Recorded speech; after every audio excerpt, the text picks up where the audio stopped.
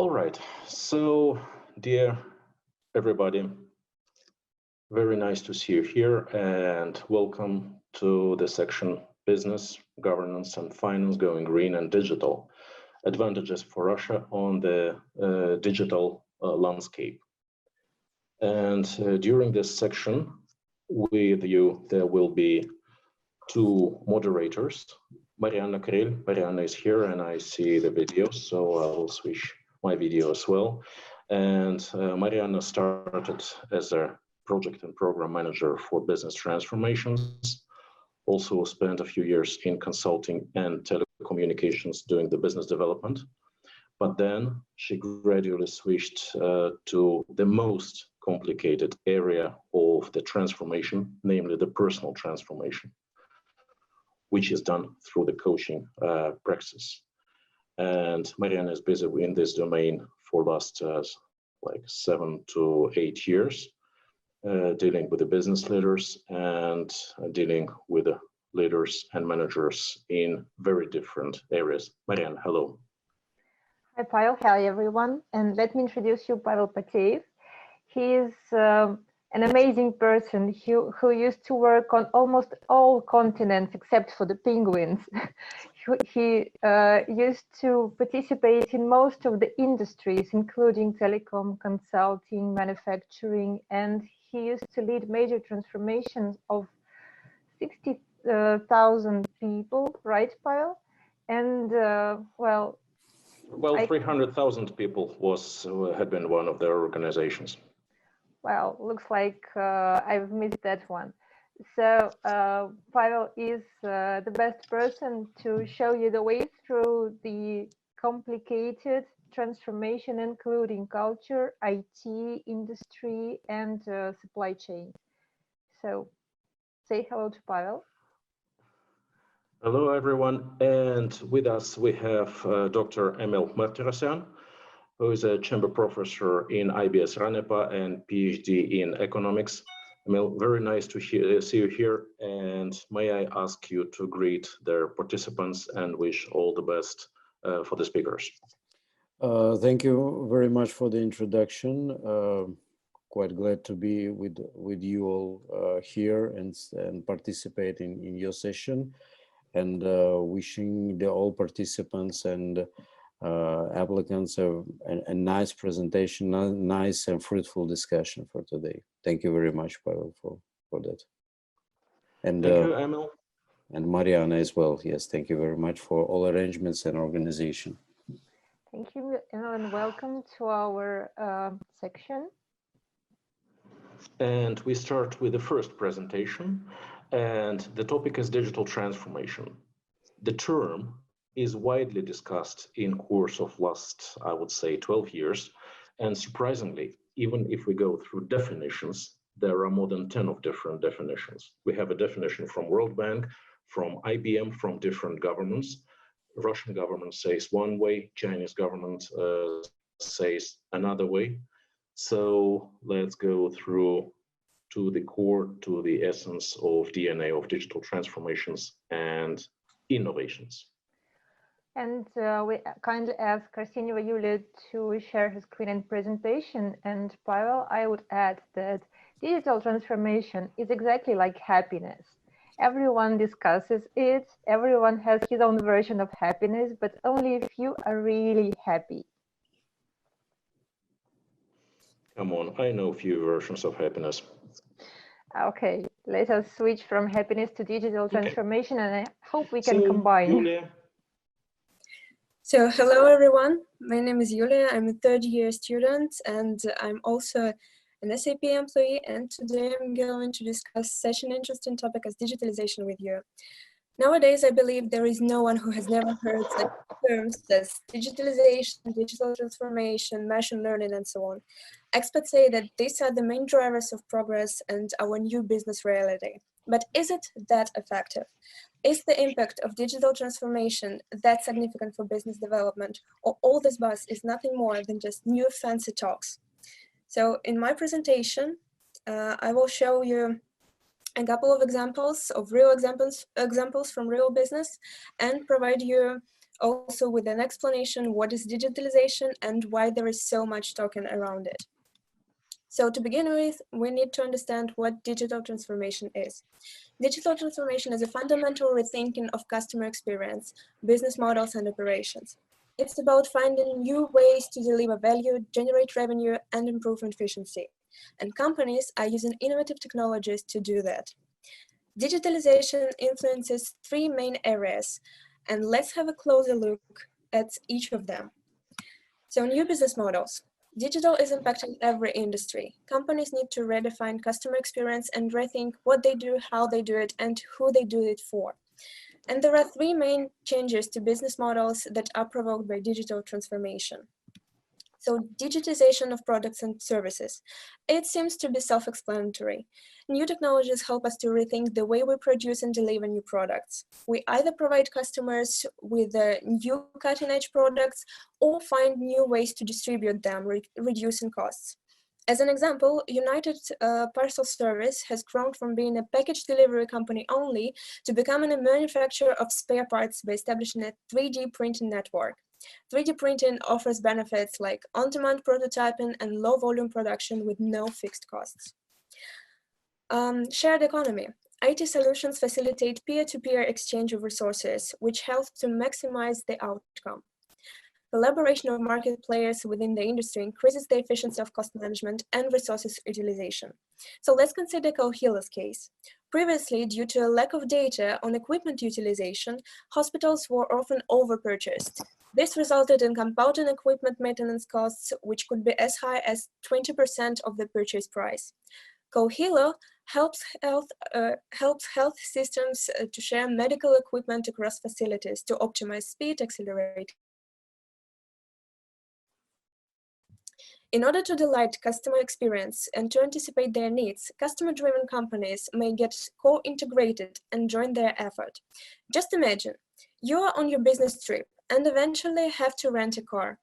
What if you could rent a car in which IT solutions securely control and manage all the devices and sensors? What if your car systems could take care of your parking, enabling you to plan and reserve a parking slot beforehand? Automatically attached to your expense report as soon as you start processing one. Such a combination of services delivered by different companies working as one ecosystem brings you to the new customer experience. Now we turn to the business process features created by digital transformation. And the first is customer centricity or customer orientation. A company has to be customer oriented and provide products, services, and information tailored to customer needs at the time and place of their choice. Even shoe shopping may be going digital. Do not believe me? Amy Kia Shoe Company has implemented a particular SAP solution that provides every client with new technology, which helps to... Half a minute time left, please.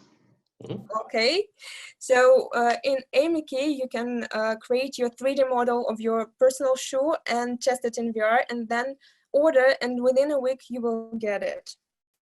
So very important to analyze data in real time.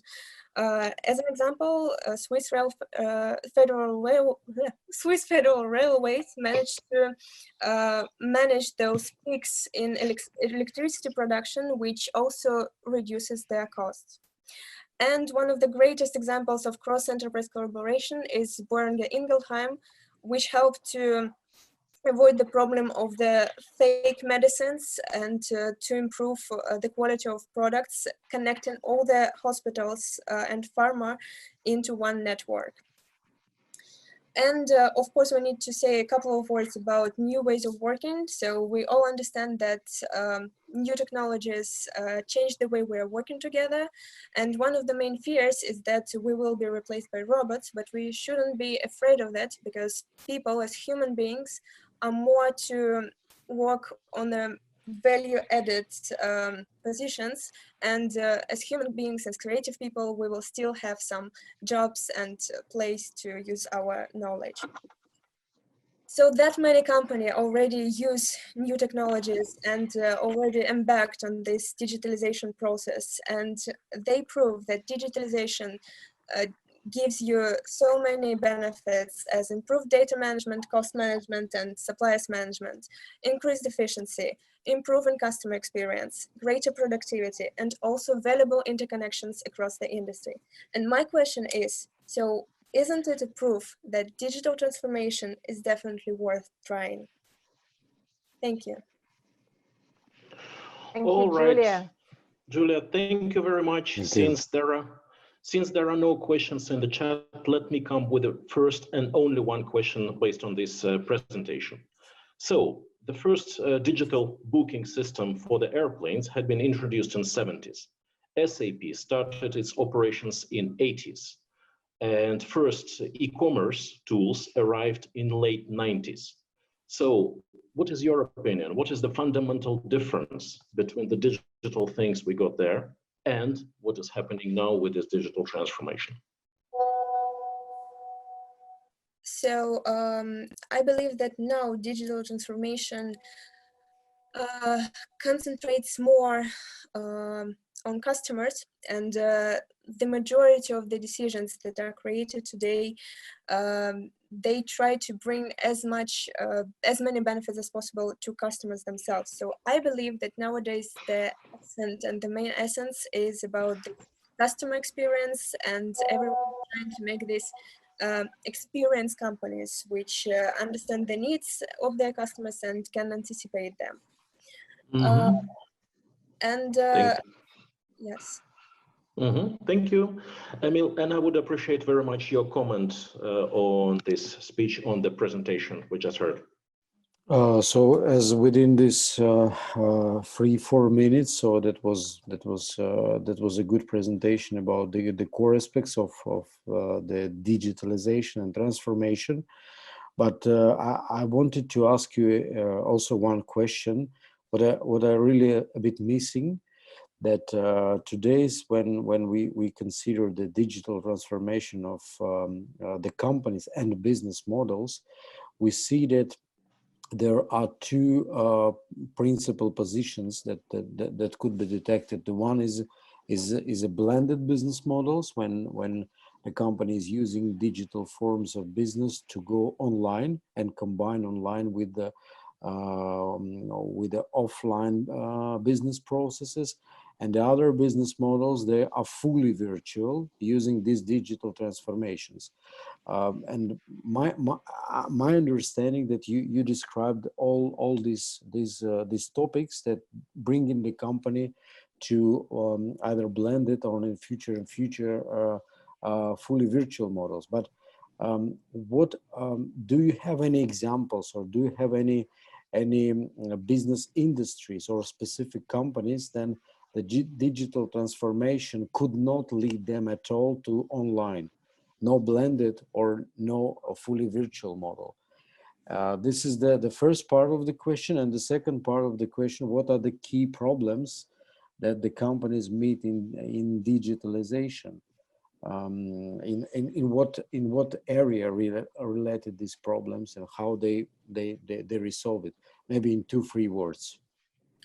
Okay, so to begin with, of course, there are some companies that cannot be fully virtual. I believe that those that are productions, so that have some production parts, so we cannot move production completely into some virtual reality or something like that.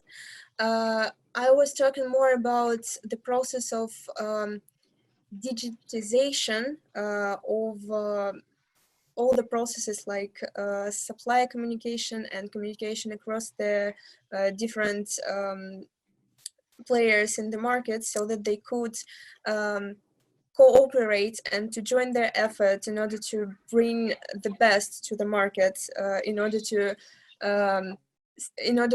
meet all the needs of their customers. So it's more about cooperation and making these networks, making them possible. As for problems, well, nowadays there is such a problem that digitalization moves into clouds, and cloud technologies, and at least in Russian markets, people do not really believe in it, and they say that it's not really secured and it's not that safe. And this is one of the biggest problems, that IT companies see the future in clouds, while the market is not yet ready to agree with that.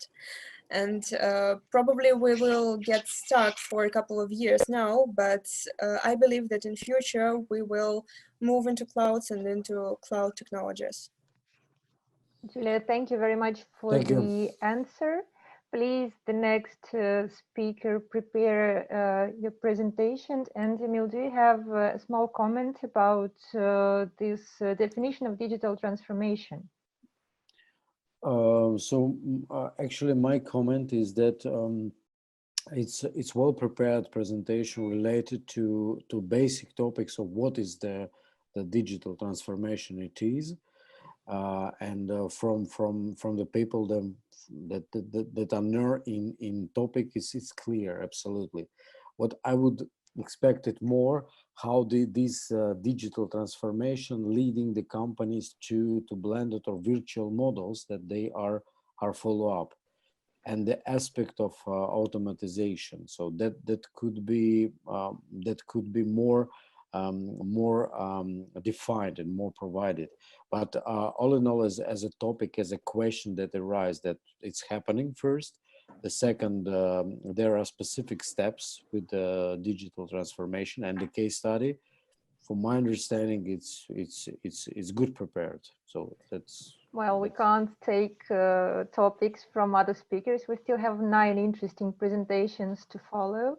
And you've addressed a very interesting topic, which is how do we make and address digital transformation, let's say,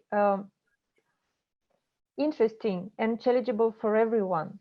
And the next speaker, Dulina Ralina, will introduce her presentation and will share her vision of how do we promote innovation challenges and how do we promote innovations. So partially it answers, Emil, your question of how do we address this issue. Ralina, you're very welcome to start. I would like to greet everybody. My name is Ralina and I'm going to speak about the promotion of innovation. Innovation is more than generating the next big idea. It involves how you implement the ideas that make it out of the gate and how you build the culture to sustain the creation of these ideas. So speaking about the questions that arise when you think about the innovation in Russia, they are the following. Are Russian enterprises following the path of innovation development, and what potential do Russian companies have? Speaking about some statistics, the Organization for Economic Cooperation and Development regularly make research concerning innovation worldwide, and that's what I have found about our country. Russian Federation has a strong international reputation in key S&T fields such as aerospace, nuclear engineering, and advanced software. But despite of this fact, Russia still has problems establishing an efficient system of innovation. Russia ranks 8th worldwide by gross expenditure on R&D. Domestic industrial enterprise R&D investments represent only 23% of its domestic development costs.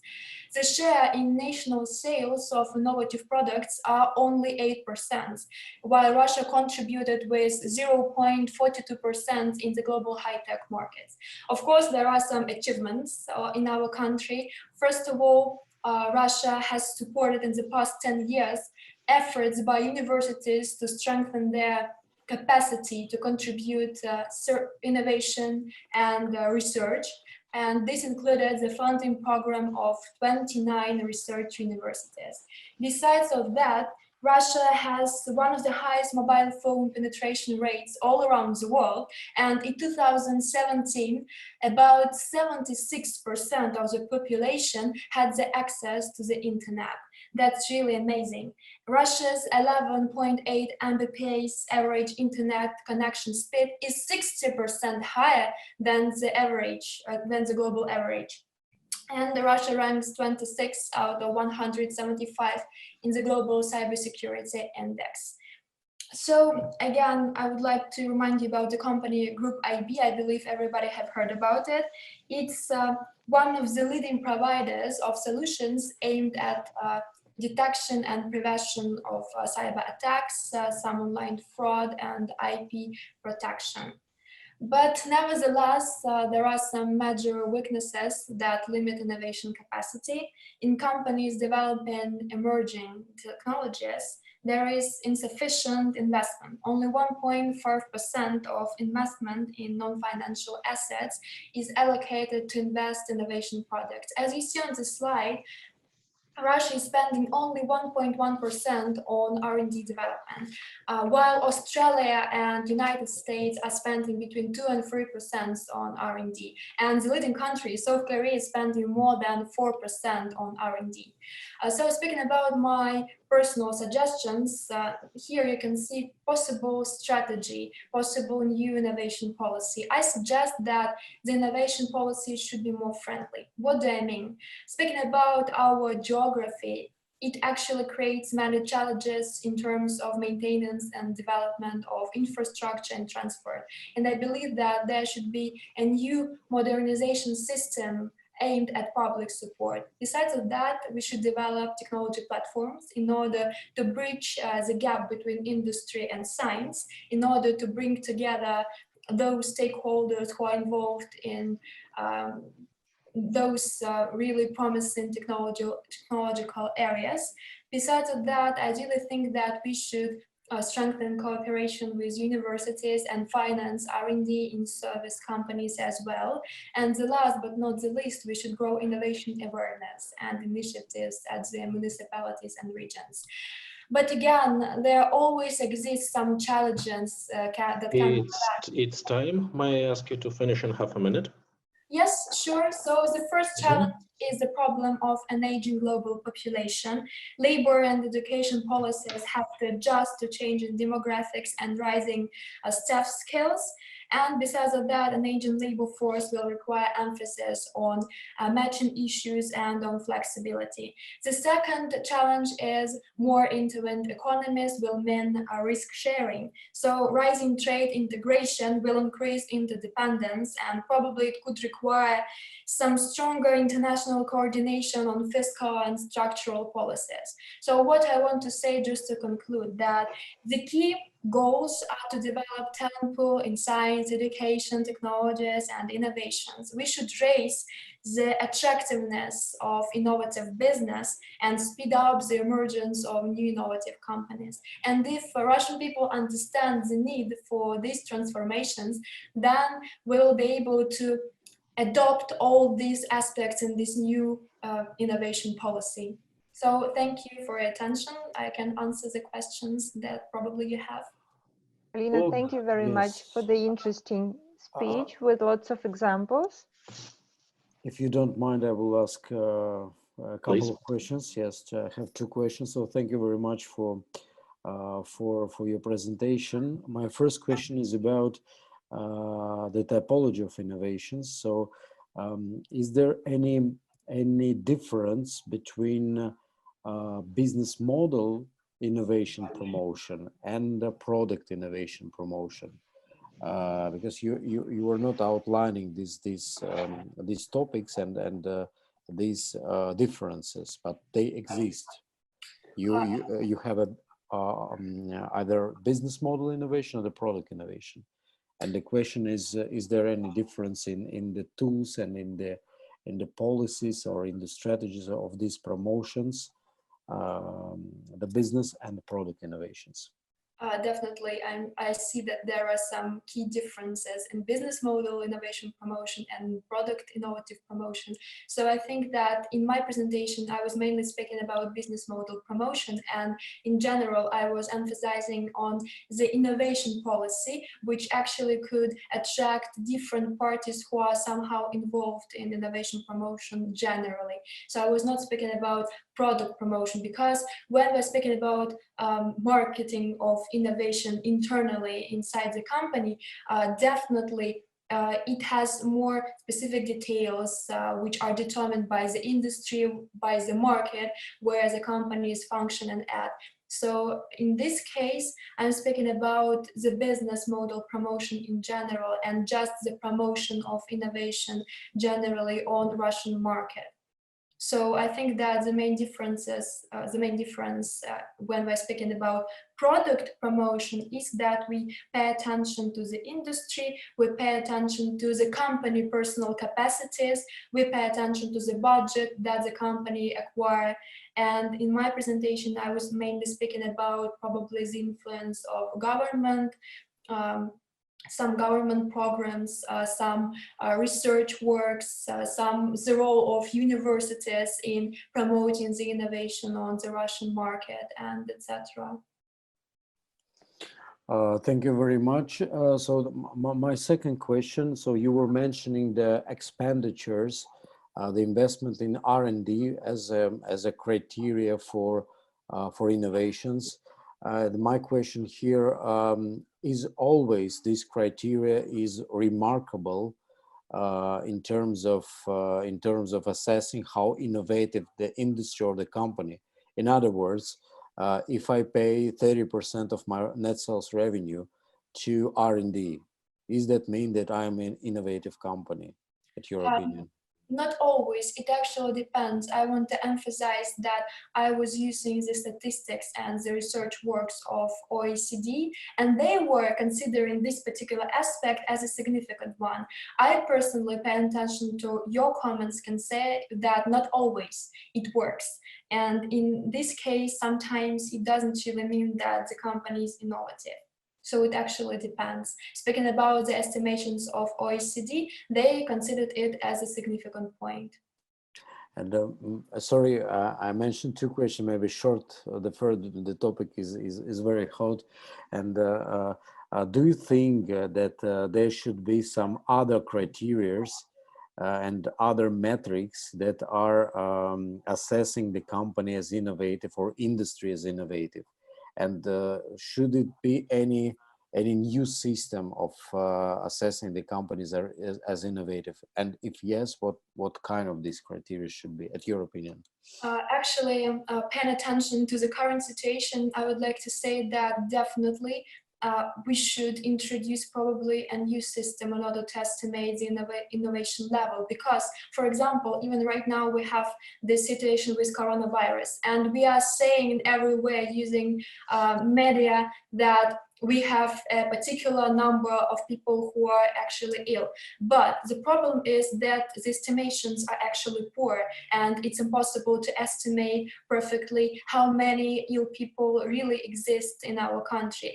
It's just a comparison to the innovation index, for example. We can compare the people who are ill with the innovation index. In this case, probably there should be more metrics included, more instruments used to actually evaluate how the innovative country is and how innovative the company, particular company is. In this case, probably the statistics would be absolutely different, and then South Korea is not going to be the leading country in terms of spending on R&D.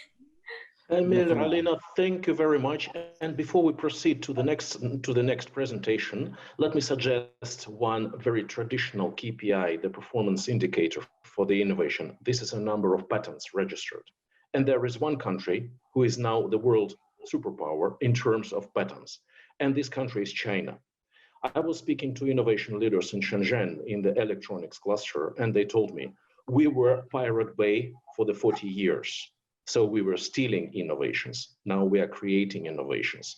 So for everyone busy with the leapfrogging, with the boosting Russia in terms of innovation, I would suggest paying attention to patents as a KPI, and Chinese officials, they have this KPI in their development plans, and also to the Chinese experience. Thank you very much, Radina. Thank you very much. And I would suggest, the next one. I would suggest one more criteria that doesn't address innovation measurement directly, yet it still has a lot to do with people. Because if we live in a country where people are unhappy, we have lots of patents, we have lots of innovative budgets spent on innovations full of robots and so on. But if it's at the end not addressing people's level of life, people's quality of life, and people's attitude towards each other like people, not like robots, not like innovation donors, then we're probably doing something not really right. Yet I would like to introduce you the next speakers, Shurov, Dmitry, and Gorshikhin, Anastasia, and a very interesting topic that we are basically approaching right now with our discussion. Why is it so hard to embed innovations into Russian companies? Guys, welcome. And the floor is yours. Yeah, good afternoon, everyone. Me and my colleague Anastasia would like to present you one of the most topical problem of our state. So why it is so hard to embed innovations into Russian companies. And let's start with some sort of definition what innovation is. So innovation is the final result of a person's intellectual activity, creative process, imagination, inventions, discoveries, and rationalization. And innovations improve competitive positions, production of self-activities, maybe a work organization, and the safety and ecological awareness of production. But what is the trend in innovation in the world and exactly in Russia? Anastasia. So the Global Innovation Index is an annual ranking of the countries by their capacity for and success in innovation. It is published by Cornell University. Thus, top 10 mostly consists of some of the developed European countries and the USA, which takes third place, Singapore and Israel, 8th and 10th places respectively. Unfortunately, Russia has only reached 46th place in the Global Innovation ranking. Yeah, we unfortunately have really little time, but believe me that almost every professor in the world says that our country has a great amount of scientists, ideas, resources, but unfortunately our country just doesn't have any ability to introduce or implement inventions innovative into practice. And on the slide, you can also see that our country invests only 1% of GDP to innovations. And the priority investment of innovative projects in Russia are nuclear industry, information technology, areas of resource saving, and at last medicine. So Russia's serious weakness in the innovation sphere is due to a number of problems. We highlighted three main of them, and we're going to elaborate on each of them. So-called administrative problems appear to be one of the main aspects. This group of problems is associated with the provision of benefits, the corruption component, and regulatory aspect, etc. There is no legal framework that addresses the development and implementation of innovations in Russia at the moment, although there is a project of federal law regarding innovations. The government has insufficient control over the state customers and the market system, which has to develop and maintain practical approach in R&D, which in turn is financed by the government. Another drawback is lack of benefits for enterprises implementing innovative activity, which takes a toll on the rate and scale of scientific and technological advances. As a result, even by having impressive scientific capacity, innovative activity is hardly noticeable. In addition, such phenomena as administrative barriers and corruption are most commonly related to the hurdles of guiding innovative activity in Russia. Another problem is connected to innovative infrastructure. Innovative infrastructure is an association of interconnected structures that service and ensure the development of innovative activities. The main institutions are Innovation Center, Business Incubator, Technology Park, Technopoles, etc. In Russia, technology parks and business incubators are mostly widespread. Unfortunately, it is notable that projects such as Skolkovo Innovation Center, which is a prototype of Silicon Valley in the USA. So these projects are designed for the future, and in order to achieve the necessary results, some time and considerable financial investments are required. And the last but not the least, and from our point of view, the most major problem is ethical one. So just look at the slide and you can see that Russians are really afraid of new, waiting for the problem to take roots and trust foreign companies. So just look deep into yourself and think. You would rather buy a product or a service in a foreign company than in a national one. And we think that it's not the thing we should be ashamed of. So this is just our Russian specification. And to add, Russian people just wait till the critical moment, and only after that they start acting. And based on our problems, we would like to highlight the following recommendations. Growth of specialized trained personnel, development of innovation infrastructure, reduction of commercialization, creation and implementation of programs in order to draw own and foreign investments, and at last, stimulation of innovation-oriented entrepreneurship. So to conclude, we would like to say that the development of innovation in the Russian Federation is a key factor in the survival and strategic positioning of Russia in the world community. Thank you for your attention, and we would like to answer your questions. Thank you. Thank you very much. I would ask you one question. So that you mentioned you mentioned slightly, but I wanted to have your position and your opinion regarding the corporate entrepreneurship, as it used to be the phenomenon. Now it's a normal practice. What do you think? What the companies should do or should not do to develop the corporate entrepreneurship abilities and corporate environment by their companies? Mm-hmm.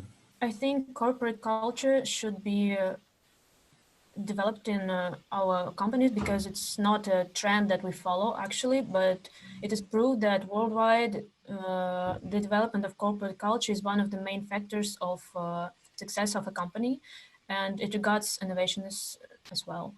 Sorry for interrupting. I'm not asking about corporate culture. I'm asking about Yes, corporate entrepreneurship.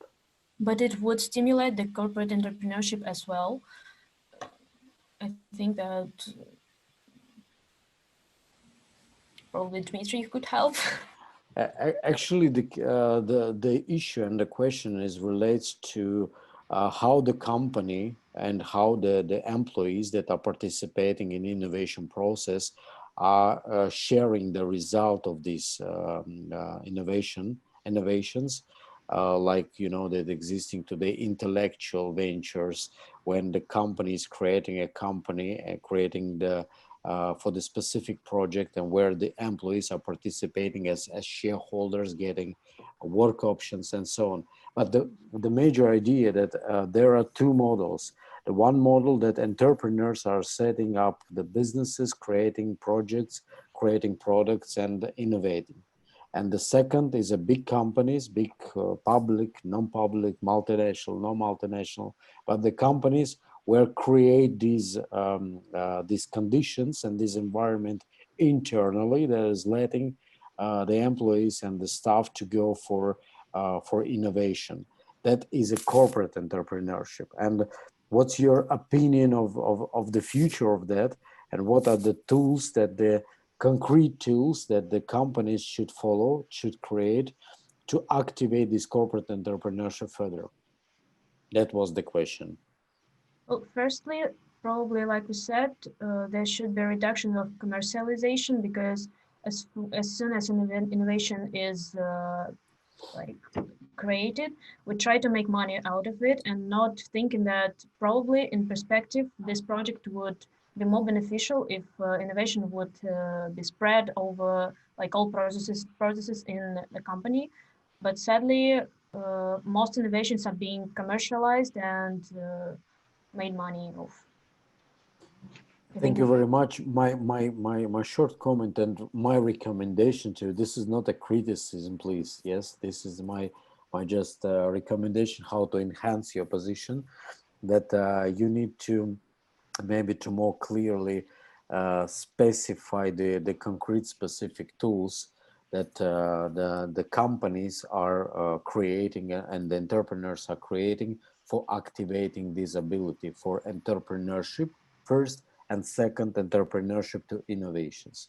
That's my short comment following your presentation, but thank you very much. It was And we have a question Emil, from the thank you. chat. Yes, there is a question in the chat. Wouldn't reduction of commercialization backfire, since it's already relatively low? Loss of potential stimulus. So we may lose timing a little bit, but please pay attention to this question in the chat and can you comment it, please?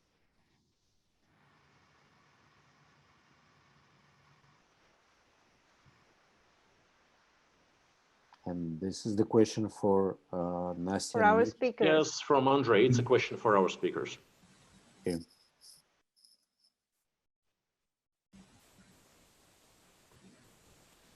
Not really. I think,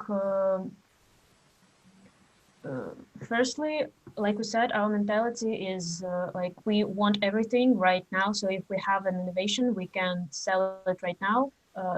We would do it. And like getting back to the tools, I think that such projects as business incubators and innovation centers like Skolkovo Innovation Center, for example, they stimulate and motivate scientists to work together to pool their resources and to create something that would actually help not only our country, but like businesses in our country, companies, and I think that reduction of commercialization would actually help and stimulate this process. Okay, thank you very much. Thank you. So let's proceed to the next presentation, and it is related it's related to innovations, but also the aspect of media and social media and its role in promoting, in pushing the innovation through. And we have Gabriela and Susie. Please show your presentation and the floor is yours. Good luck. Thank you. Hello, everyone. My name is Gabriela Tsacheva. And my name is Suzy Martirosyan. And today we will present you the topic, the importance of social media in today's world and its impact on business. The main objective of our presentation is to illustrate the positive effects of social media in business and also the risks of using it. And if you have any questions, please don't hesitate to ask us in the end. So we live in a modern age where everything and anything happens online. So the impact of social media on businesses, both positive and negative, is immense. Do you agree? Most businesses agree to this. Either you're a startup or a small business, whether you are an online store or an enterprise, social media is vital for a business and the marketing strategy. So now I would like to start with the life before and after social media in business sphere. Before, you waited for a response, hoped that customers would spread good word of mouth to their friends, advertised and hoped that it works. And nowadays, you implement your marketing strategies and then actively follow up. You facilitate the spread of good word of mouth, advertise and measure effectiveness as you go, making changes easily when needed. Now let's talk about how does social media affect geography for both companies and people. Social media has no geographical barriers. Social media's great promise was not only elevating voices that have never had a chance to be heard before, but that it should be bring the entire planet together into a single digital world that would create and sustain friendships and interactions across traditional, geographic and cultural boundaries. Indeed, the mission statements of many web companies have historically focused on bridging communities together across their differences and distances. So the main question is, why is social media important for business? In a nutshell, social media helps businesses in three key areas, as you see on the screen, which are brand building, omnichannel engagement, and business growth. And now I'd like to highlight the positive effects of social media. First of all, social media adds a new dimension to your channel of customer service.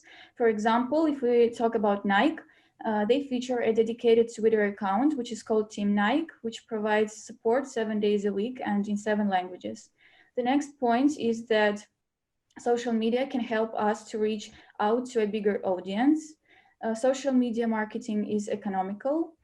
Social media can allow collecting first-hand customer feedback. And the last but not least point that should be pinpointed is that social customer service is the new marketing. However, you shouldn't forget that there are some risks that companies face when using social media. And the first one is reputation management. Social media may cause a risk to a company's reputation by creating negative publicity. The second one is security issues. There is always a risk of hacking, spyware, and bugs amongst others. The third one is engaging in two-way dialogue and potential criticism. Then is trust as part of the culture. In order for employees to use social media in a successful way for the company, trust is a necessary condition. And last but not least, wasting company time. As we all know, social media can be addictive, and there is a risk that employees will spend too much time on it. And when we talk about privacy violence, we should take into account Facebook. Facebook users can be violated by scams, which are the followings. Cross-site scripting means that a user receives a message as, "Why are you checking this video?" which takes them to the web page, which can make them cut and paste a malicious JavaScript code into their browser's address bar.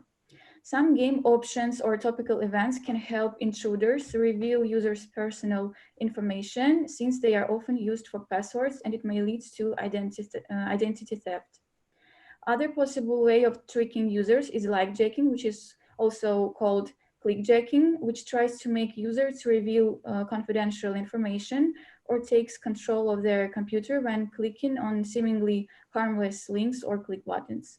And finally, service scams, which are used to... Sorry, may I ask to conclude in half a minute? It's time. Yes. Service scams are used to trick users to install an unwanted application from a spam link. So in a nutshell, how social media affects potential employees when they choose their employment. The reasons why employers turn down are the following. The applicants have shared inappropriate photographs, they have posted negative comments about their previous employer, or have demonstrated poor communication skills. And some of the reasons employers want to hire applicants after checking out their social media include the following. The first one is that the applicant's personality fits with the company's culture. Background information supported their professional qualifications for the job, or the candidate showed a professional image. And to conclude, we have found out that social networks are embedded into our life, and its influence on business is on the rise. Social media come up with many positive features and challenges, but they can also cause damage and distrust, which can lead to the loss of credibility. Businesses can experience positive effects of the social network's interaction with their current or prospective customers. However, they have to pay attention to possible threats and use the social network services wisely and correctly. With clearly and precisely defined social media, they may establish a trustworthy company image, attract new customers, and manage to grow in the future. Thank you for your attention. We are ready to answer your questions. Thank you for the very interesting presentation. Emil, your comment, please.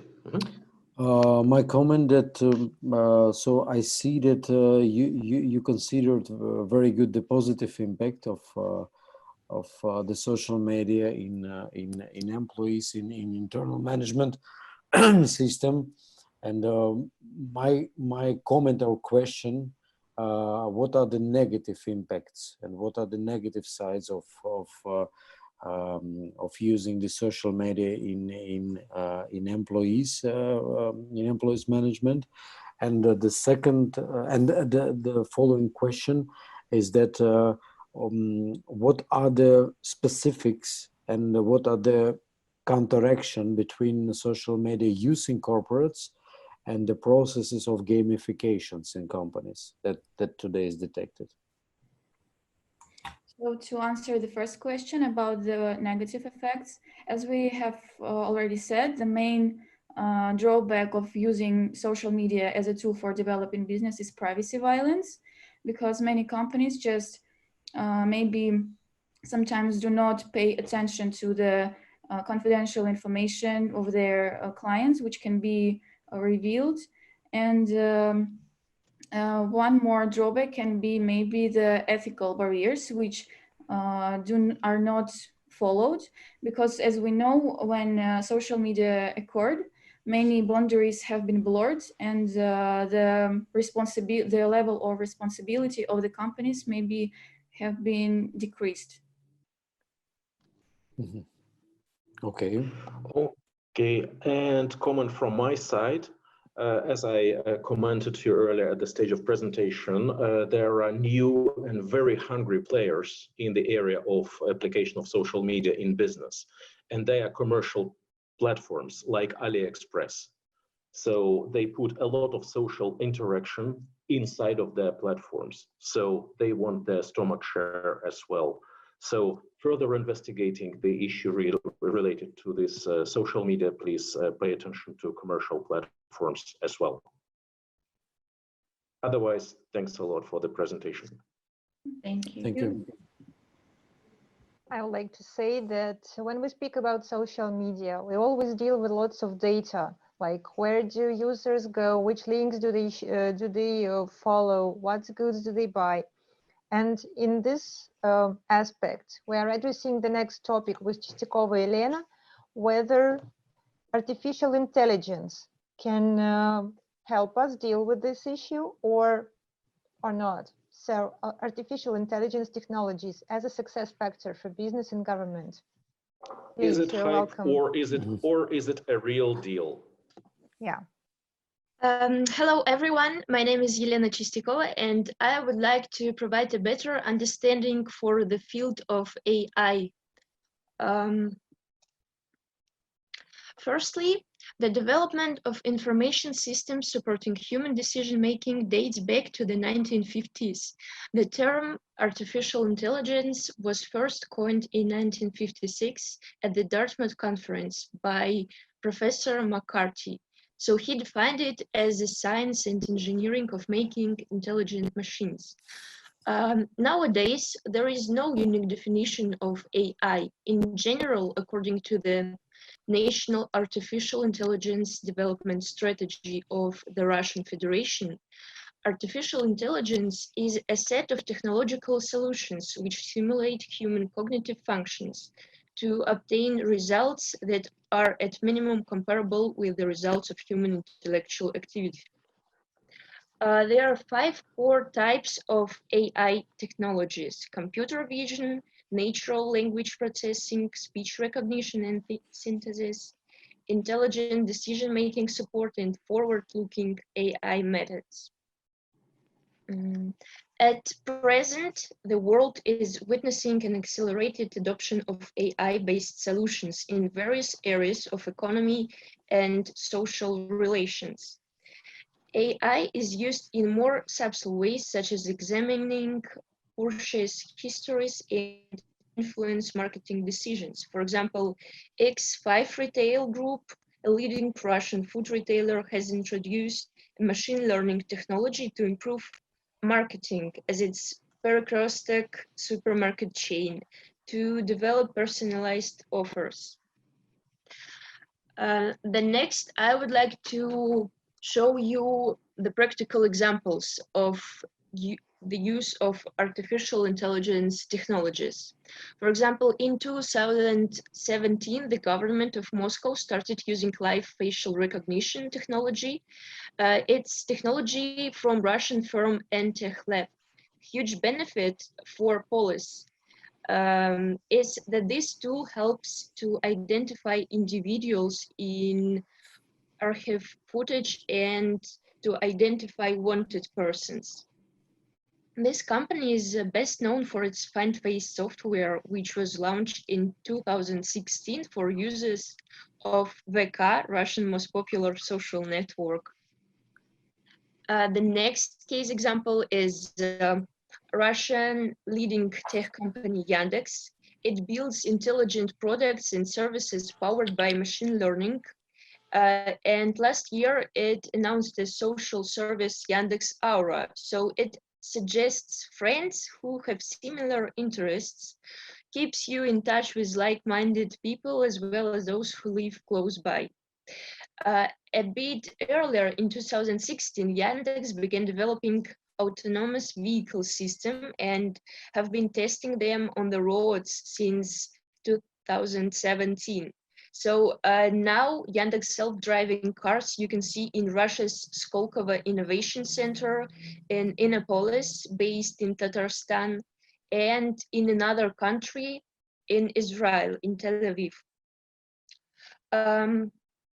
Also, I would like to draw your attention that in last year, Yandex, with the cooperation with Hyundai, introduced the self-driving prototype of Hyundai Sonata 2020. The next case example is Promobot. It's also a Russian robotics company, well known worldwide. Robots have already been sold to 18 countries where they work as promoters, museum guides, bank consultants, and administrators.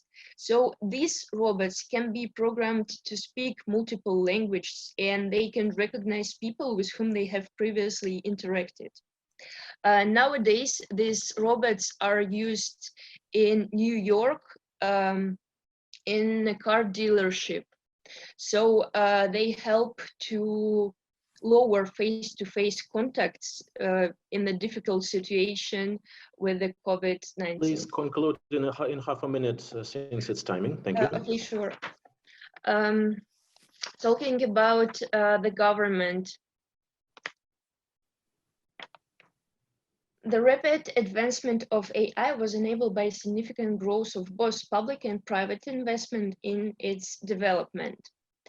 According to international experts, it might be expected that the upper rankings of the government AI readiness index are dominated by countries with huge economic conditions, with good governments and innovative private sectors. So the governments of countries in the global north are better placed than those in the global south.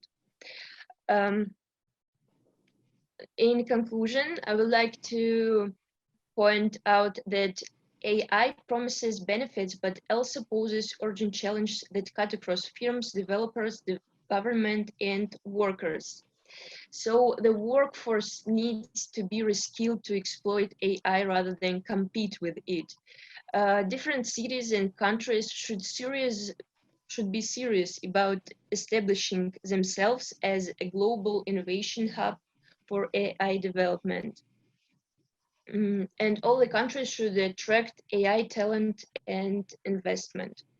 So the based risks are the risk to harm to citizens, the discrimination, inequity, promotion, false information in the media. So society could be unprepared for the rapid introduction of AI technologies, and it can lead to decrease in human cognitive abilities, the disappearance of certain professions.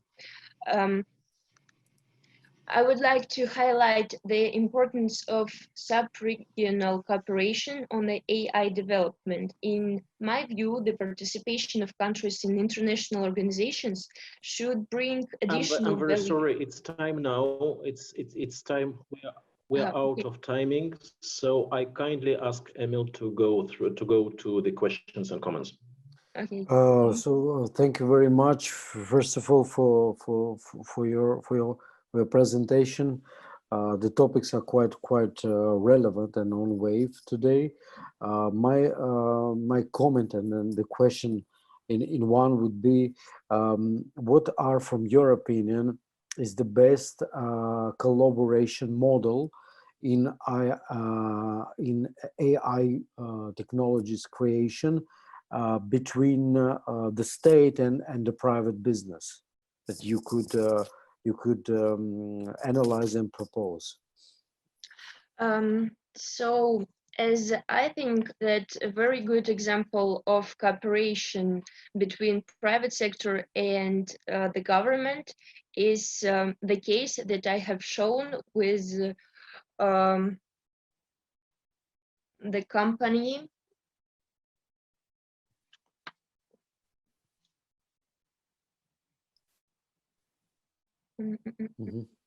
which provide face recognition. So this technology can be used by the government to improve our society, to to protect the rights of people. Yes, and is there any required model or required organization, the different organization that must be created between the state and the private business, or you think it's not needed? I think that now it is not so difficult to create a certain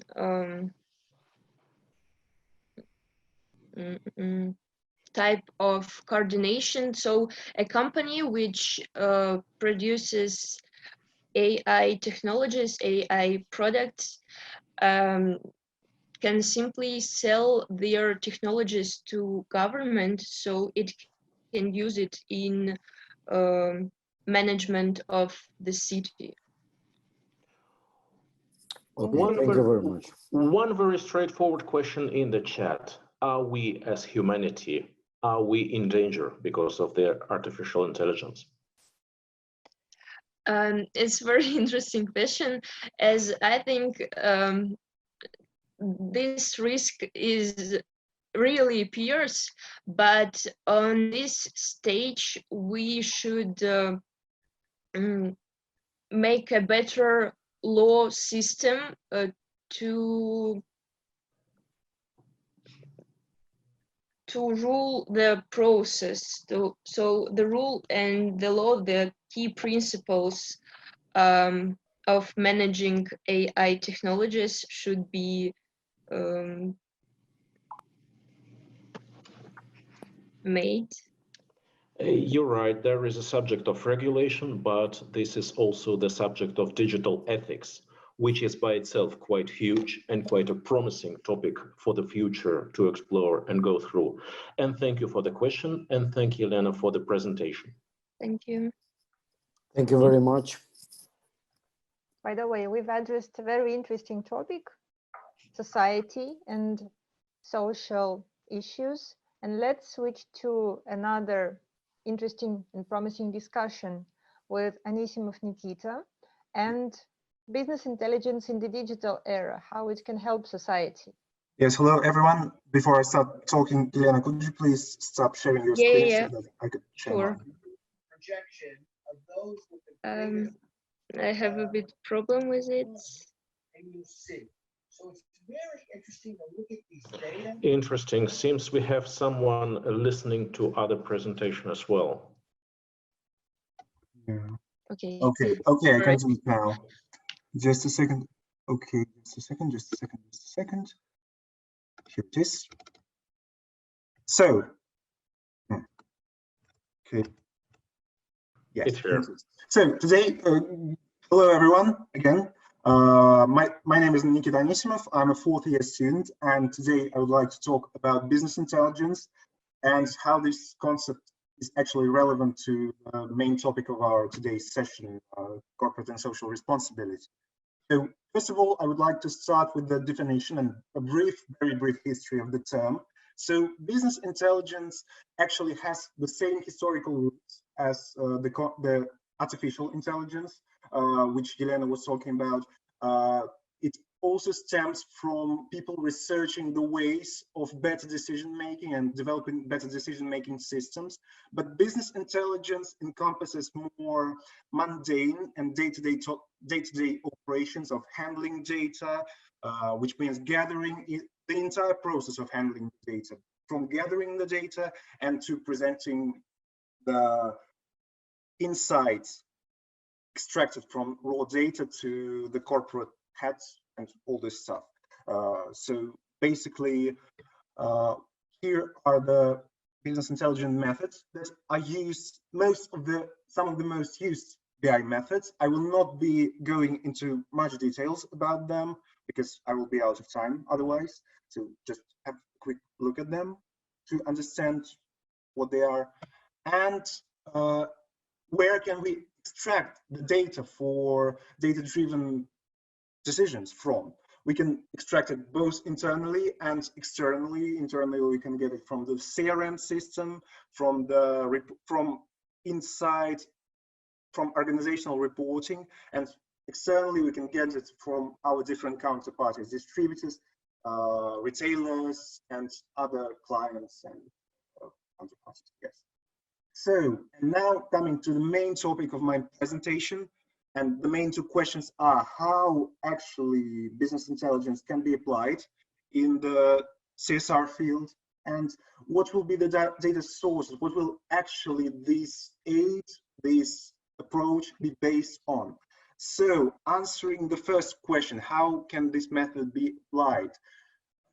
In my opinion, and many people's opinion as well, business intelligence and data can be used to build quantitative models that can actually make CSR very profitable for the organization. Because right now, the main problem and a lot of critique comes towards corporate and social responsibility, that it is not really profitable for the organization.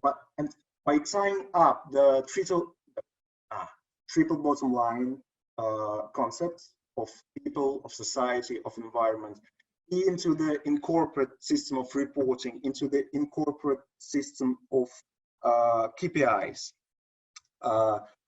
Business intelligence can prove the profitability of actually working towards achieving these KPIs. For example, speaking about the very simple example, there is a company named S-Science, something like that. They provide BI decisions for enterprises, basically a B2B model, and they provide solution, a dashboard that only requires to get the data about the company production. So for example, how many material was used in production, how many units have been produced, and what is actually the ratio of passed and broken units that can never be sold. And based on this data, this dashboard, this decision can count the amount of waste produced by the enterprise and the loss that the enterprise has suffered through wasting all of those units. So it basically ties in environmental factor and profitable factor, the factor of profits, so which is basically our aim. And the second answer about the data, yes, first, as I have already mentioned. Sorry, may I ask you to conclude in a minute? It's timing. Thank you. Yes, of course. That is the last slide. Yes, and so as I have mentioned, the previous company, it can both come from the internal sources of data, the internal reporting, also externally. We have a huge market of big data right now, and it's basically mine loads of information by scraping the world net, Twitter, social networks to understand what actually are the problems that the society is facing, and turning this social science research from qualitative, which it has been throughout the history, into quantitative. I guess that's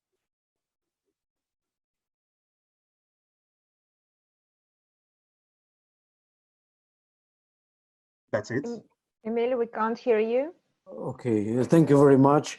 My comment and my question would be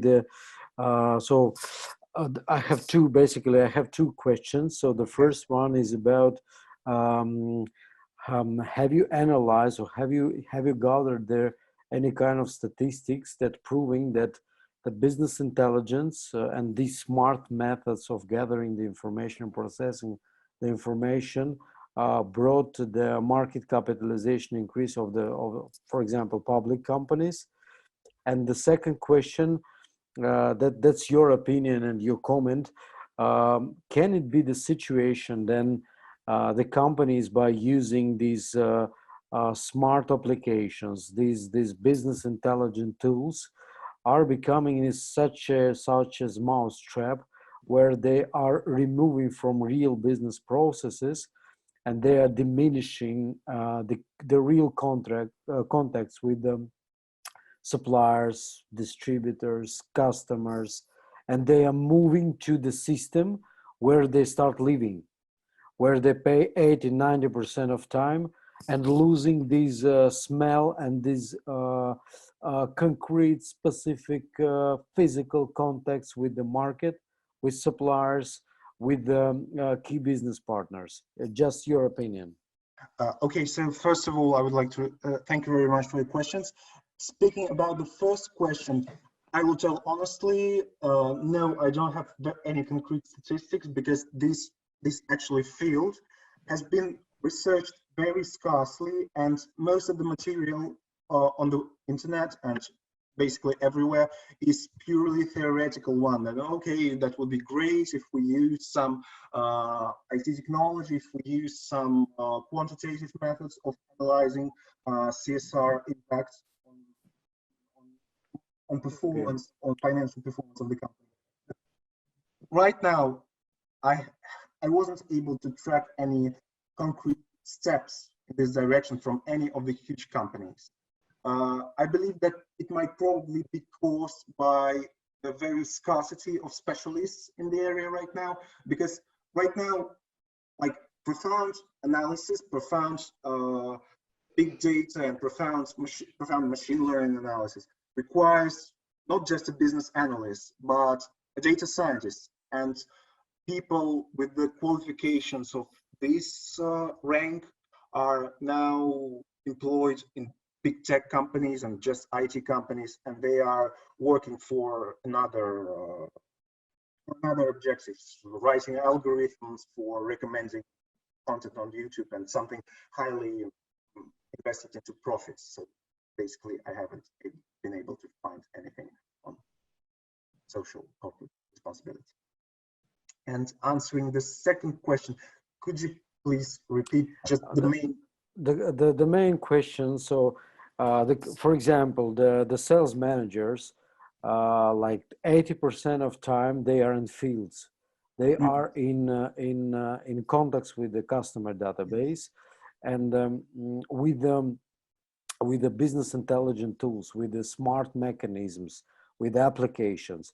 Can it be the problem that this example for sales managers or for the other staff are paying more attention to the smart tools and diminishing the possible contacts with the market, with physical business contacts? Is that a risk? Is it a kind of problem that could arise in the management systems? Okay, I got your question. No, it's not a problem because I'm currently working in a structure like this in a sales department that is now heavily investing into BI tools, and key account managers, sales managers, they are working separately, and all the people responsible for BI tools, they're separate analytics hired to develop these tools and to provide the key account managers with training on using these tools, on making these tools absolutely user-friendly, so that the work of Salesforce is not burdened by those methods, but enriched and supported by the solutions, by the BI solutions that are created. Okay, thank you very much. And the overall comment that that was very relevant and actual to raise the topic of corporate social responsibility and the connection with the business intelligence, as the companies are thinking how to match and connect them as, okay, I'm a business intelligence company, I have the smart application and tools, but that's not bringing me to more corporate social responsibility aspect. And you describe it in quite a good way, and thank you very much for that. Yes, special thank you everyone for listening. Thank you for comment, Nikita. Thank you for the presentation. And we go to the next topic, and it's again related to media. And now we go to more specific industry areas. So we have Anna Yegorova speaking. Anna, please, the floor is yours. 1 second, please. Hello, everybody. I'm glad to hear you and to see some of you. And today I'm going to speak about difficulties of media business in the VUCA business environment. So, and I will tell you about some recommendations for its survival. So let's start. First of all, what is media business? Media business is a communication channel through which some information or promotional data are distributed to people. And I think you know all the forms of this media business, for example, newspapers, TV, telephone, internet, and so on. So to realize what are the difficulties for media business in today's world, we should understand what are the main features of this world. First of all, it's volatile, which means it's constantly changing. Then it's uncertain and unpredictable. Also, it's complex and ambiguous, which means that it's unclear and highly undeterminable. These four words form the word VUCA and include the VUCA business environment and the VUCA media business. So actually, media business had some problems some years ago when there was only traditional media, and then internet and social media appeared. They had to unite together and form the modern media system at the end of the 20th century, because otherwise they would have failed their business in the competition with each other.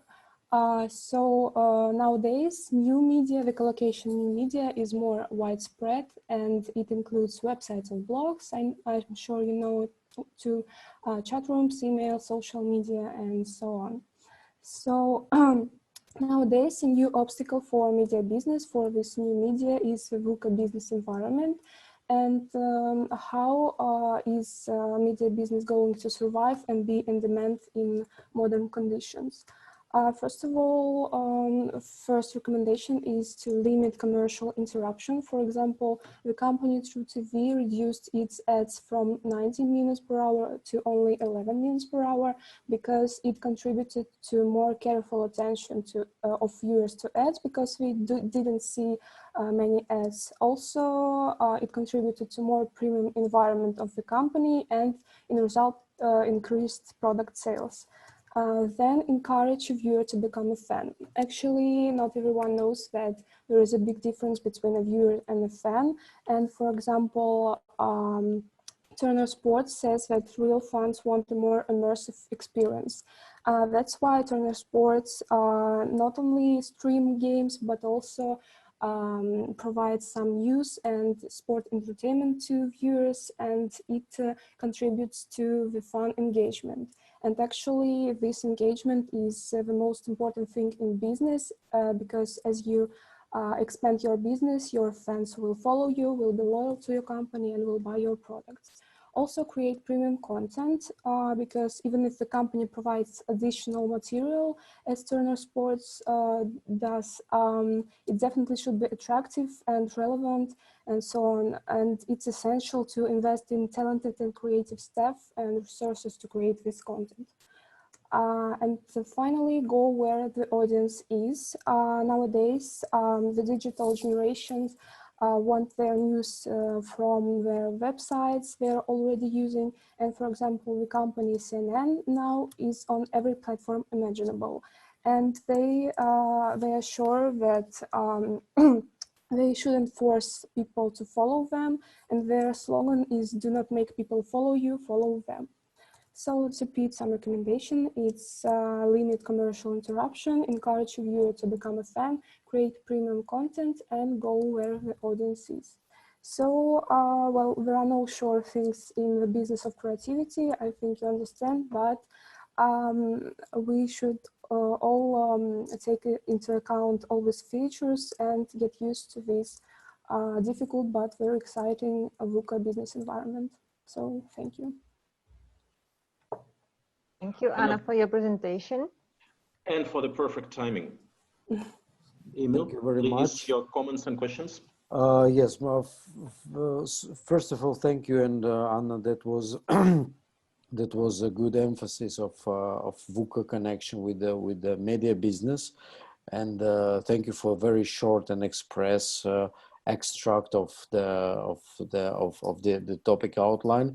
I have two questions. The first question is how can you comment and how can you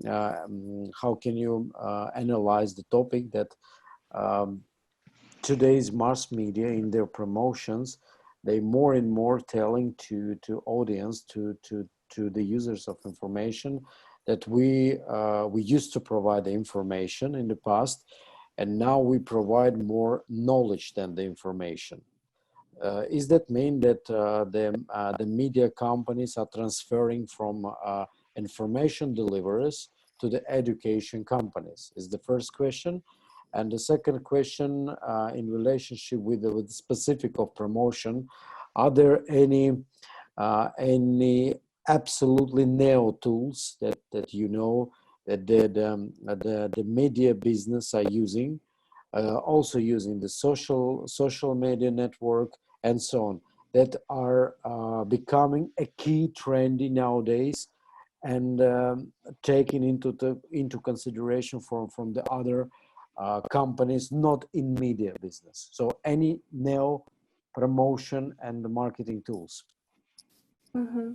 Well, first of all, you asked about information and knowledge. I think it's true that modern media companies provide more educational content, because nowadays people are becoming more and more,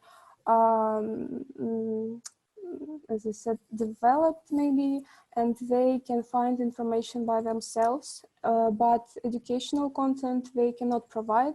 So that's why they nowadays use these media businesses to get some new knowledge, as you said, and some educational content. And secondly, the tools, about tools of media business, I think the key tools are social media, as you said, and maybe I forgot, what did you mean about tools? You mentioned in VUCA business environment, yes? That means that it's no rate of definition the future, and it means that the social media companies or social media business, they need some neo instruments of their promotion or keeping the market. And by using this topic in the headline of your presentation, by VUCA business for media development, what are the neo instruments for the company's marketing promotions?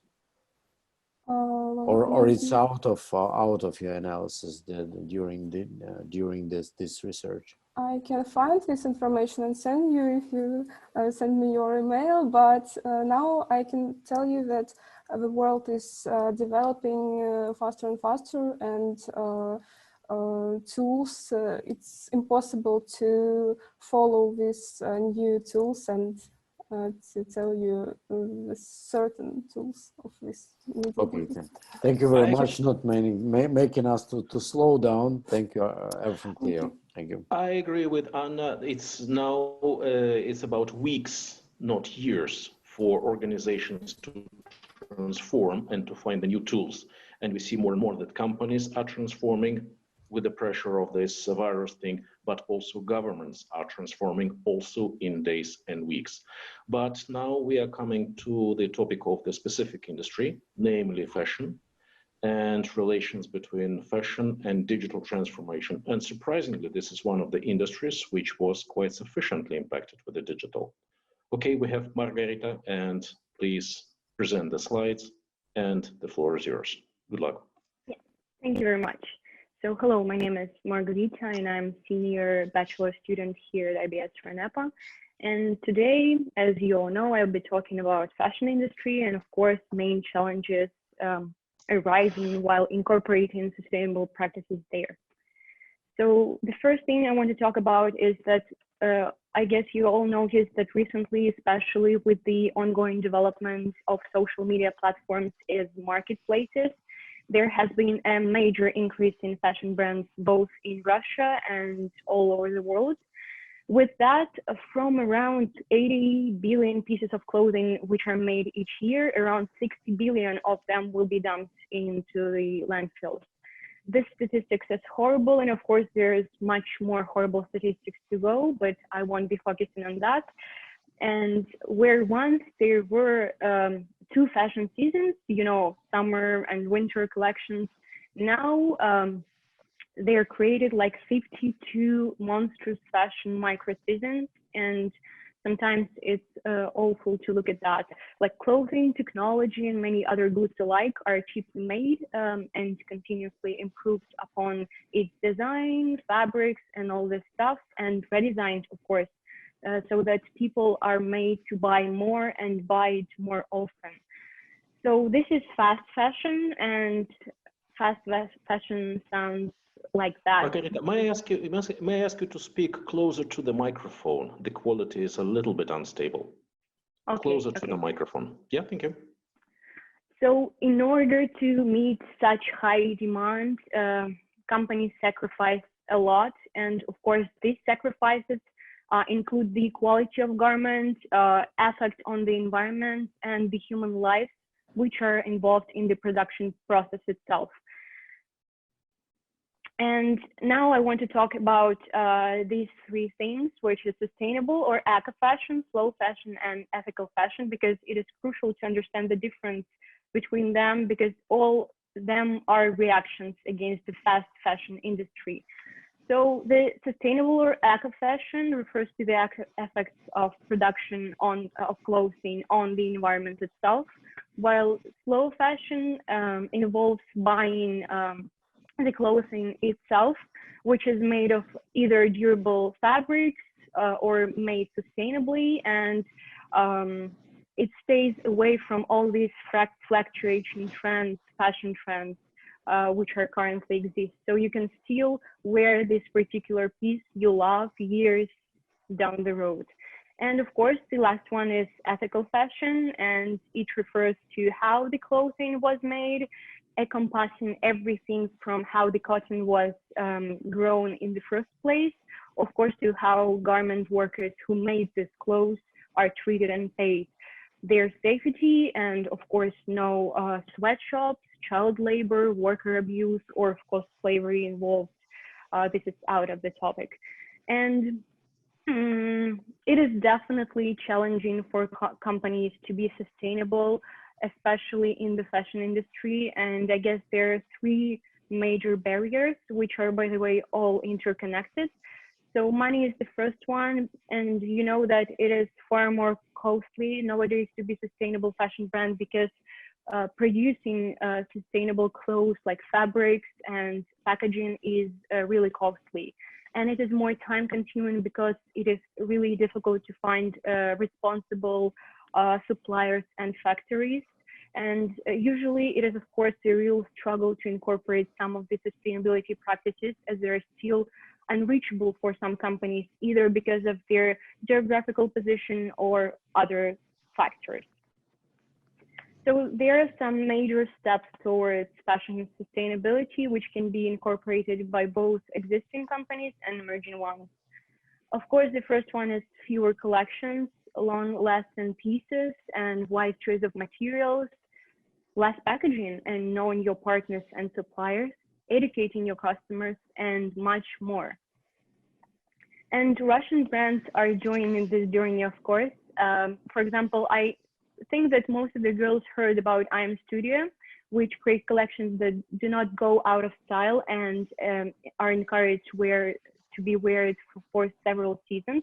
For instance, now I am wearing the cardigan of them, and I really like the way they approach all this sustainability situation. Nerdy, they're kind of good because they use eco materials, and they encourage that their customers offer them some sustainability like ways to change their production process, or whichever part of like the producing of clothes itself.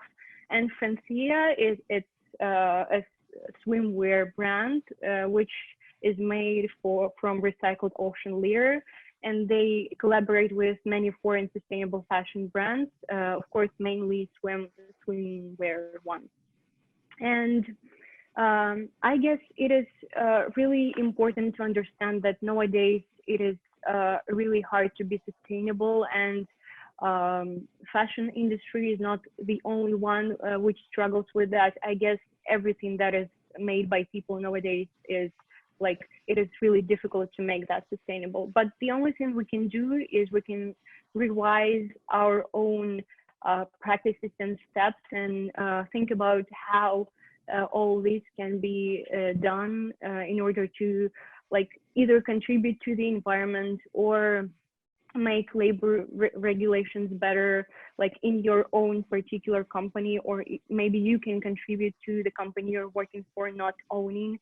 So I guess it is all up to us to decide whether like more companies and more people will be joining this journey, not only the fashion industry. So I guess that's all. Thank you very much for your attention. And if you have any questions, please ask them. Okay, thank you for the timing, and thank you for the interesting presentation, because we were all thinking that fashion industry, I would say, is the last one to address digital transformation issues, and I'm happy to be sharing with all of our participants the knowledge that it's not only the last one, but it's one of the leading industries in the digital transformation. So, Emil, do you have any questions? Yes, I have one question related to sustainability. This is a big word and big topic, and you mentioned the sustainability in fashion, and the fashion companies coming to this journey to sustainability. Your understanding and your comment, what are the Russian fashion companies from the fashion industry sustainability programs differ from international fashion companies that are leading up these sustainability development programs? What are the specifics and differences? Excuse me, can I ask if I got the question right? So you wanted to know the differences of approaches? The differences of sustainability development programs of Russian fashion companies from international. So I guess the main difference is that international fashion companies have much more resources to incorporate different sustainability practices, because of course they consciously started this, and I guess they are encouraging Russian brands to do so, maybe not knowingly, but of course. And the difference is that, for instance, the main issue, I guess, in making a clothes sustainable is the materials you use. And I know that a lot of Russian brands are struggling with that, because mostly these materials are made on factories which are situated like either in Europe or in the US, so not that near to Russia. So the costs for Russian brands to be sustainable are really high compared to the costs of international brands to be sustainable. And I guess this is the major difference, is that they are going much faster because they have the resources and maybe the know-how, because most of the know-how they develop themselves. And I guess the consumers there are also more demanding in terms of incorporating the sustainability practices. Okay, thank you. Okay, thank you, Margarita. And I would say we have today not only the fashion industry, in the digital era, we only have food industry. And our next speaker, Kostina Anna, will address an interesting topic of sustainable business model in Russia by a food lab company. So yes, let's welcome Anna. Thank you. Hello, my name is Anna Kostina, and today I want to tell you about sustainable business model in food industry in Russia, and particularly in BioFood Lab company. I want to start with a definition. One second. Yeah. I want to start with the definition of a business model. You know, it is actually an architecture or a simplified image which describes how the company generates its income and how it creates customer value. And on the slide, you can see the scheme, the model, which was created by Alexander Osterwalder, and it is widely used in business environment. The main distinction of a sustainable business model is that all its blocks are turned to sustainability and triple bottom line as much as it is possible. Here you can see some examples of international companies which use sustainable business model, and they do it because modern societies demand businesses to be sustainable, and because a sustainable business model creates strong competitive advantage, providing long-term success and positive goodwill. And the statistics reveal that about 60% of companies who have made 4 or more of their business model elements more sustainable got their profit increase. So for me, the advantages are quite evident. But the question is whether Russian companies can have sustainable business models, and the answer is definitely yes, they can. There are some examples of Russian companies with sustainable business models, and as you can see on this map, it is not only a Moscow trend, and sustainable business model can be applied to smaller businesses in smaller cities, not only Moscow or St. Petersburg. Now I want to turn to BioFood Lab company, which is the #1 producer of organic snacks in Russia. That company paid off in 8 months after the start of sales in 2011, which is increasingly fast for me. And now they are the leader of the market and very successful company exporting to 14 countries. So how does BioFood Lab's sustainable business model contribute to the global well-being? Now I want to turn to Sustainable Development Goals and start with goal number 3, good health and well-being. I think it is evident that BioFood Lab company produces nutritious foods from sustainable sources, but they also support sport and healthy lifestyle in Russia. Their employees regularly take part in numerous sport events, and the company itself supports these sport events. Talking about goal number 8, you know, now Russia is about to face the economic crisis due to COVID-19, and the company donated 2,000 liters of oat milk to cafes and coffee shops to support their businesses. And just yesterday, they gifted 6,000 snacks to doctors and hospitals of Moscow and Moscow region to help them in such a hard period. Talking about goal number 8, BioFood Lab has a unique innovative production technology and more than 100 innovative products. And finally, talking about goal number 12, they use recyclable materials, they have recyclable packaging, and they have a lot of awards for organic and sustainable products. Following these principles help the company to remain the leader and the pioneer on the market, generate stable profit and great publicity. So thank you for your attention. If you have any questions, I will be pleased to answer.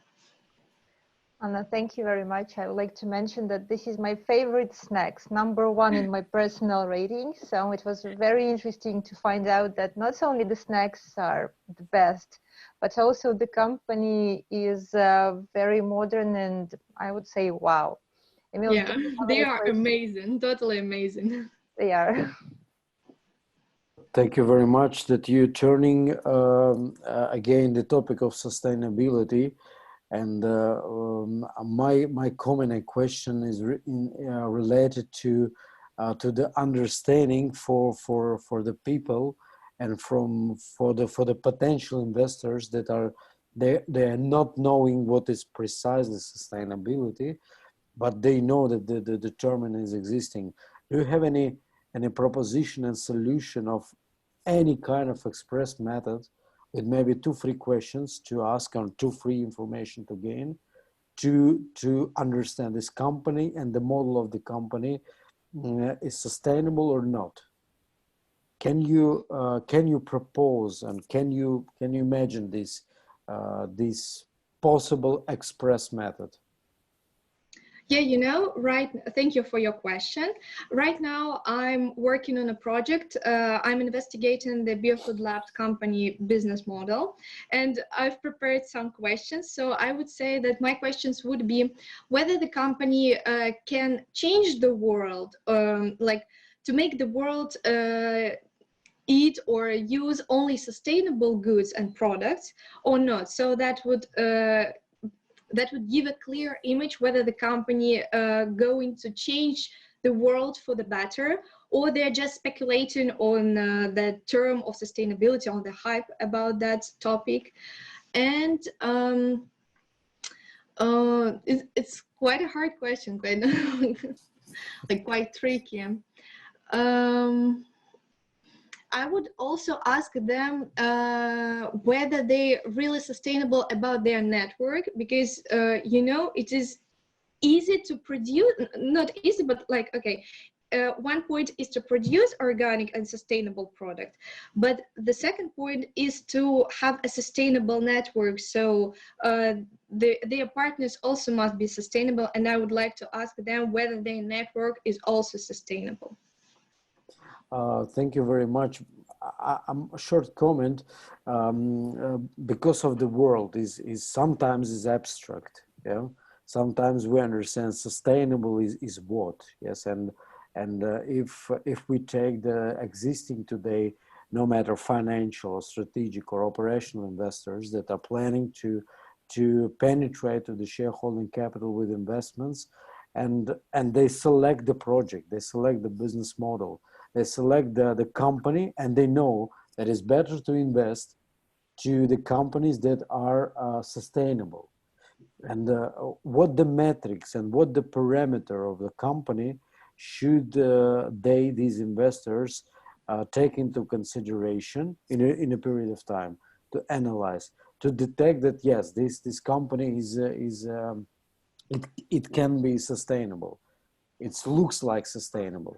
Because the word is very abstract. Yeah, it is. Yeah, like. At what indicator we should pay attention first when we speak about sustainability of the company? It's very concrete topic, very concrete question. I think that it's about reputation of the company. You mean goodwill? Yes. Yeah. Yeah. Okay. Thank you for your questions. Thank you. I have no questions. Emil, thank you. And for the further investigations, I would also suggest considering speed as a component of this ability of the company to be sustainable. Let me give you one example. Dodo Pizza, okay, not the healthiest food, I know. However, a few years ago, they were experimenting with a new product in course of half a year. And it was about just slicing pizza into pieces, and they called it new products. But nowadays, they introduced sanitizer and as a new product in less than 1 week. So probably the component of sustainability is a food of this, is the speed of this time to market, the ability to deliver new products. Absolutely agree. Yeah. Okay, thank you, Anna. And we would like to introduce you our last speaker, Mladenovskaya Polina, with an interesting report on social media management for small and medium enterprises. So let us see how we address this. Polina, are you with us? Yes, I am. Thank you. So you are very welcome. The floor is yours.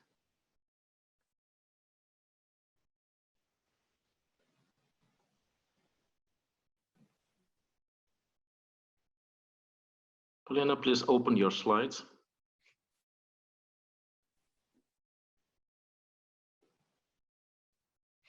Not here yet. Okay, maybe we should give Polina a minute or two. We can speak without presentation. Why not? Of course. Actually, this is quite a trendy thing. Of course, is digitalization, definitely. We connected with it, but anyway, sometimes it's happening, and why not to speak without presentation? Well, I could say it's a huge experiment and challenge for all of us to be at a web conference, not physically in the same space, And it was quite a challenge for us to prepare this scenario. And I would like to say thank you to all the speakers for their intention to speak for themselves and to show their presentations instead of asking moderator to be the one showing the slides and all of us being tired of 2 hours. Next slide, please. Yeah, so far we got the slides on the screen. Can you see my slides? Yes. Yes. Okay, really well. I'm so sorry. Okay. Okay, let me please start. Hello everybody, my name is Polina Mladenovskaya, and my topic today is SMM for small and medium enterprises. And if you want to start your own business, you don't have much money and you want to do it as quickly as possible, you have only one way out. It's SMM.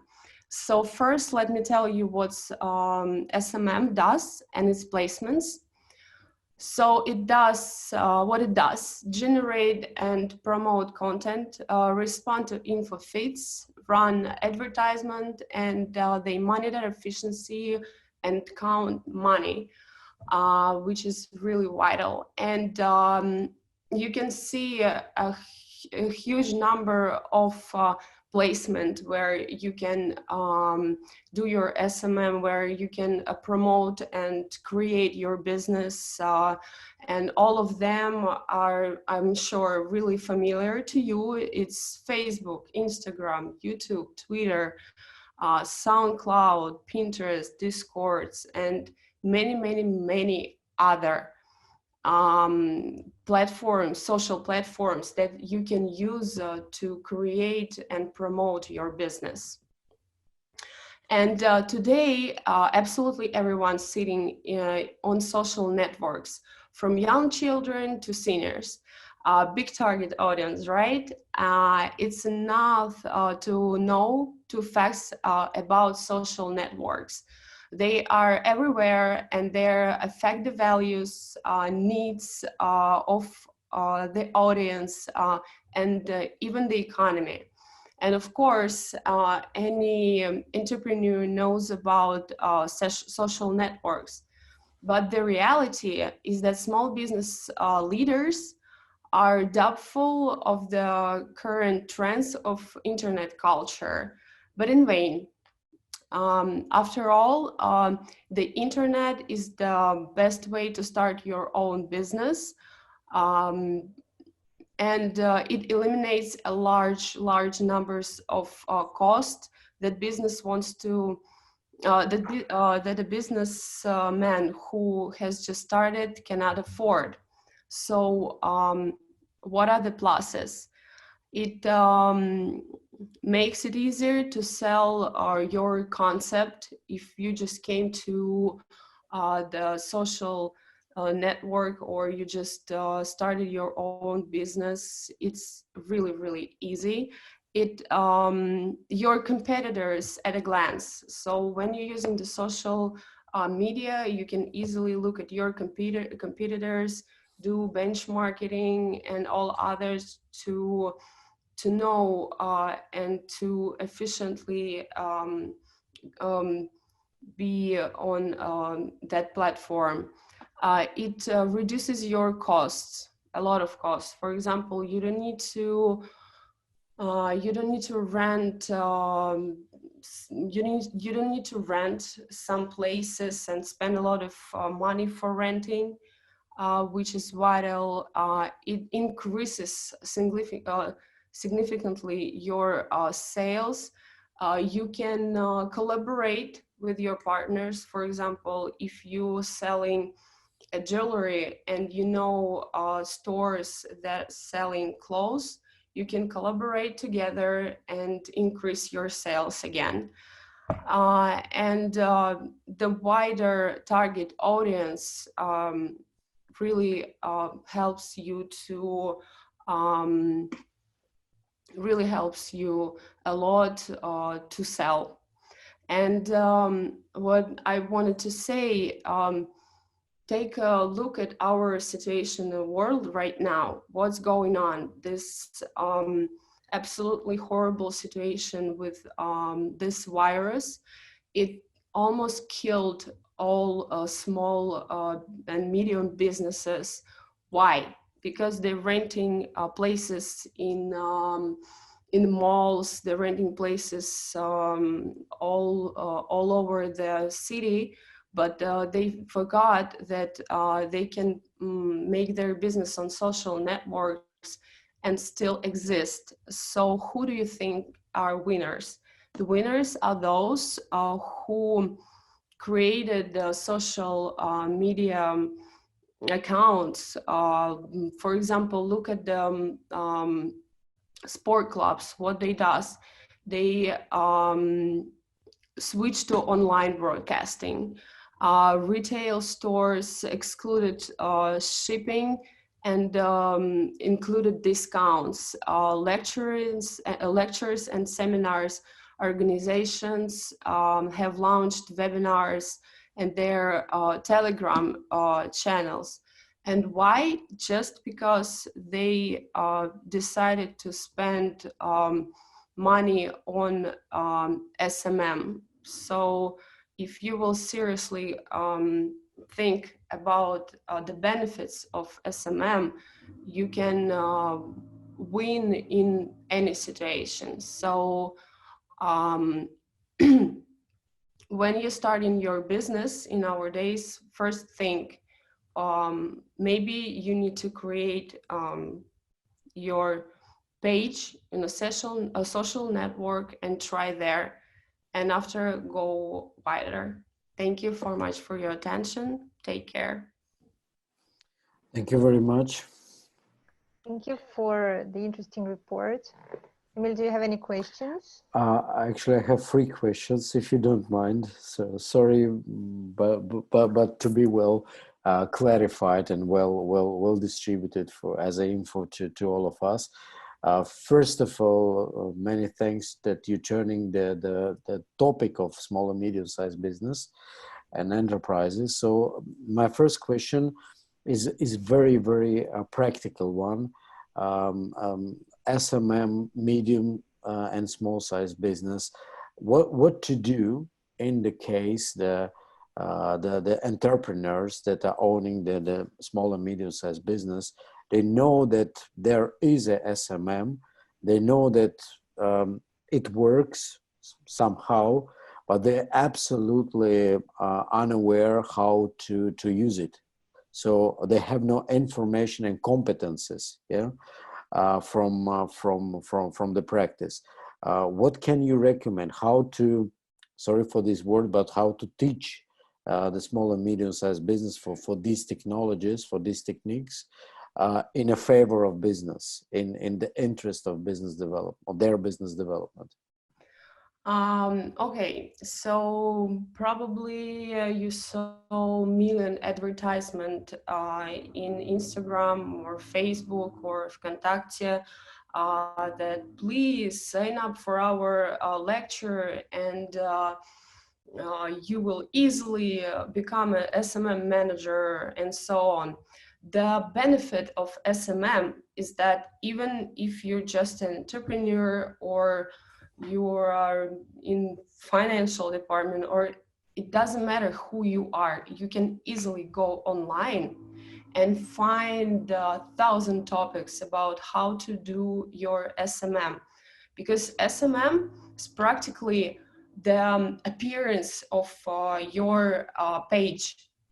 If you think that you can make really good creative, if you think that you can easily, not actually easily, if you know that you can write a really nice text to involve the participants into your business, you can just go online, read a lot of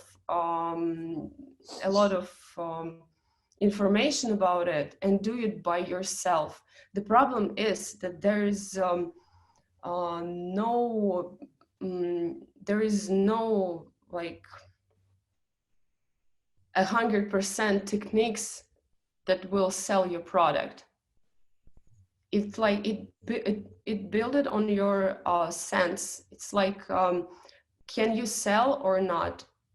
That's it. You don't need to find a professional. There is no professional on this, you know, except one thing. I am a targetologist and I do advertisement for companies, but for really big companies. And the only one problem is to teach yourself how to push a button. You know, everything else is teachable. The really nice thing about business in internet is that you can go on a platform, read and do it by yourself. Thank you very much. My question was how to bring this idea to entrepreneurs, absolutely unaware from what area. Okay, so yeah, please. You know that all trends are coming from West. I mean, for example, United States. Look at United States. It seems like they already knew that it will be such problem, and they have closed all stores, mostly all stores in malls, and they are already in internet. So if I would sit in front of the entrepreneur and try to explain him why, I would say, just compare the situations. You can advertise in internet and build your page with your business in internet and get 1 million audience. But if you will go to the mall or somewhere else, the number of people who can buy your product will decrease, and decrease a lot, rather than those people who will go to your page or your website to buy your product or the service. Thank you very much. I have two very short questions. And the second is that the medium and small size business, I'm mainly concerned about small business, is working with large companies that are using and very developing SMMs. Do you think any collaborative platforms that the big companies working with the small ones can share this knowledge, can share these technologies, and incorporating them to work in the common principles and the common platforms? Just your opinion. You know, SMM is better to work with small and medium enterprises. SMM for huge enterprises like, I don't know, Chanel, Nike, and other, it's a myth. Why? SMM is working with your target audience. For example, try to just for fun, try to write to Nike or wherever huge brand to their direct, for example, in Instagram, or try to write a comment and wait for them to answer. They will never do that. You know what I mean? SMM for huge enterprises, it's a myth. It's only working with small and medium enterprises. And like answering your questions, I think, in my personal opinion, that if you will try to collaborate with, if you're a small or medium enterprise and you're trying to collaborate with a huge enterprise, they will just drown you. You know what I mean? Yes, of course. They will, definitely. So I would rather stay away from those huge enterprises. And what SMM really, which opportunity SMM really gives you is to communicate with your target audience and with your customers. you can easily, you know, it's like about if the client writes to you and you immediately answer to him, he already thinks that he's important, that you want his attention, and it's easier to sell rather valued. than you know what I mean, right? Mm-hmm. Well, we are coming to the timing, and you got one more question, please. One more short question. So you mentioned that SMM sometimes, so it's feeling that it's going to work. Is that mean that the SMM investors, that the people, entrepreneurs that invest in SMM, is very specific, and the SMM is more about people that are believing that it could work, and not about the people that are not investing to indefinite position. It means, does that mean that SMM is a kind of behavioral position of entrepreneurs, understanding that I would invest, but I don't know the result. And it could not be the instruments for the investors that don't want to invest, not gaining and not even 50, 60% expecting the concrete definite result?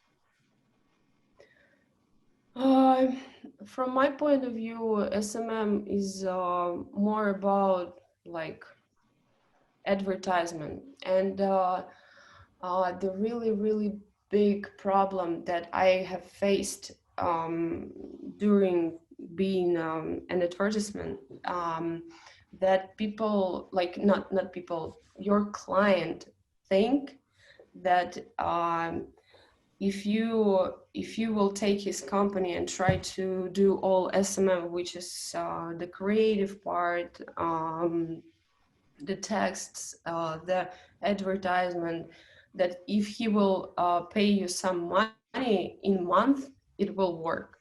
But you can never predict. Why? Because there is a huge amount of businesses that trying to do the same as you. It's actually not really different from a common business. It really about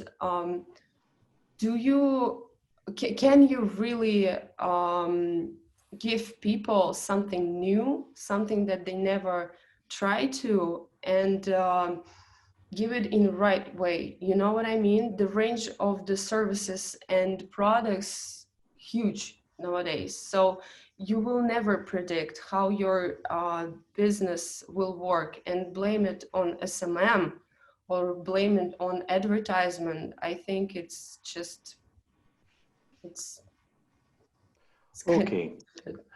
Can you catch their hearts and to stay out of the crowd? And this is very good questions and very good statement. Or another Thank you very conference, much. maybe. Yeah, and probably the subject of another conference, really how to gain people's heart. And now we are done with all the presentation, and I encourage everybody to give a loud applause to the end words of thanks to the chat. And I'm kindly asking Emil to give a summarizing comments to all the speakers and to all the teams regarding their presentations, regarding their materials. Thank you, Pavel. I was really impressed that during our session we raised up topics very relevant, not actual, but very hot for today. And what I see that the whole participants, they were understanding the specifics, and they were understanding the importance of these topics. We speak the digitalization, we speak sustainability, we speak new methods and techniques for promotion and marketing. All what we can say, and all what we have heard from the information, is having the one major target, to increase the capitalization, market capitalization of business. And no matter that is small, and there is the big one, multinational or non-multinational. But what I really liked that the participants, they were presenting the methodics and the topics that can lead, and they are leading directly to the market value of the company. From my point of view, this is the major financial and economic target for the concrete specific business in a long range. That's why thank you very much for that. What I wanted to comment, to be more researched and to be more presented in the following up presentations in the future, that what makes the analysis good done and what makes the analysis more actual, and we bring the criterias, when we bring the concrete measures, and trying to be a bit less abstract, speaking about abstract things sometimes. So that is my recommendation in the following up researches for the participants. But anyway, it's not a spoiler. It's not a spoiling things that but take into the account. And thank you very much. I hope that all your research is bringing you to the next level of your personal value, first of all, and brings you to the concrete program and concrete plan that you know and what you are going to do to follow up with your capitalization of the company that you are planning to work or you are going to set up in the nearest future. So thank you very much, Pavel, for you and Mariana, for you for all the arrangements. It was very good organized, like a football game in Barcelona. Yes, very fast, very professional, very good. So thank you very much. Emil, thank you for your participation. And we discussed the capitalization things. We discussed the IT aspect of innovation. But now I'm asking Mariana to touch briefly the human aspect of innovation and development. Actually, I would like to identify the key success factors of an innovative industry or innovative company.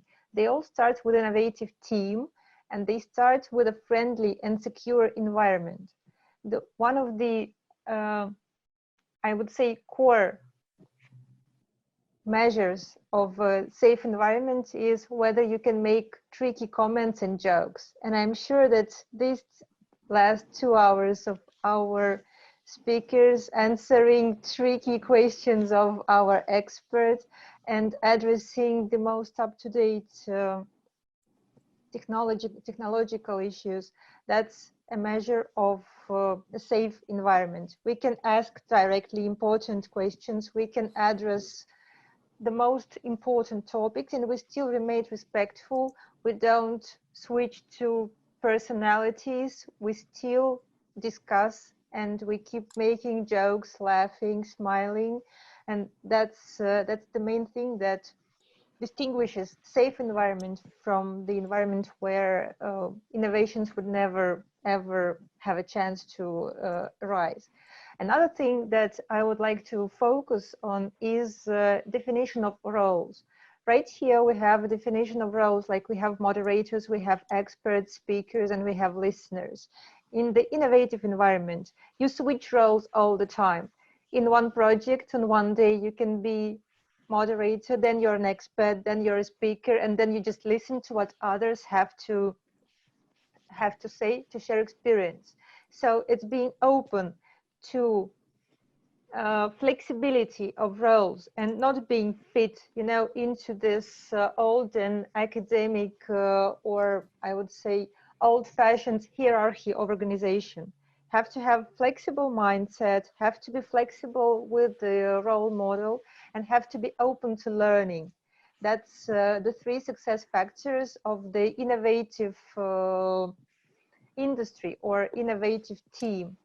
So at this moment, each and everyone can identify yourself as being very innovative or not too innovative yet, having area of development, or being afraid of innovations, which is also okay, because when you have too many innovations, then maybe we have to address the question of the capacity to absorb change or the speed according to which we develop. Because when we are raising the questions and issues of how to make a truly innovative company, a truly innovative team, we have to be running very quickly to be able to catch the market, competition, and having fun, but not too fast, not to burn out. Because this is another thing we have to really consider. be addressing. Because when you love what you do, when you are passionate about what you do, the first risk you have is not earning too much money, is being burnt out very quickly. So we have to be balanced between being innovative and still appreciating what we have and cherishing what we already have. And Pavel, thank you. I would like to give you the floor with your final comment. Yeah, there is an ultimate statement that innovations can be born only in a safe environment. So where people don't afraid, where people communicate to each other, where people trust each other. And yes, of course, there is a space to jokes and parties at the end. Well, limited parties to keep working for tomorrow. And I would say there is a one innovation born right now, right away, because we prepared this event for a while and no one of us actually didn't participate management conference at this fully online format. We are in different locations. We are even in different cities. And surprisingly, I counted a little bit number of participants. It looks so that it's bigger than it had been previous year. So we succeeded with this innovation. We succeeded technically, we succeeded organizationally, and we succeeded with your participation. And I would appreciate and say thanks to everyone. Good luck. We keep going on, and we will be keeping going on. Thanks well. to everyone. Thank you very much. And have Keep a great safe. day. Bye-bye. Goodbye. Thank you. Thank you very Bye, much. everyone.